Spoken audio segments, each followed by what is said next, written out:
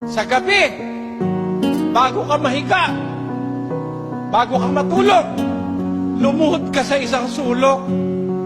Magpasalamat ka sa Diyos sa Kanyang kabutihan. Panginoon, salamat po. Iniligtas mo kaming pamilya sa maghapon. Salamat po sa mga biyayang natanggap namin. Salamat sa iyong pag-iingat. Sana ingatan mo kaming patuloy sa magdamag. Alalahanin mo ang aking asawa at mga anak. Sana po, iligtas mo sila sa mabibigat na karamdaman. Sana'y makapagpatuloy kami ng aming pagsunod sa kalooban mo hanggang sa katapusan. Maraming salamat po sa iyo, Ama. Amin. Sa pangalan ng aming Panginoong Jesus. Amin.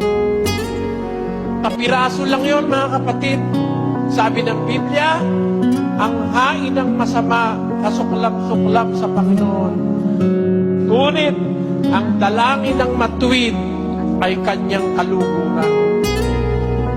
Sa bawat pagtalima mo, anak, sa iyong ama't ina, sa bawat pagmamahal na iukol mo sa iyong ama't ina at paggalang, natutuwa na ang Diyos. Hindi mahal ang kaluguran ng Diyos. It is within our resources and within our reach.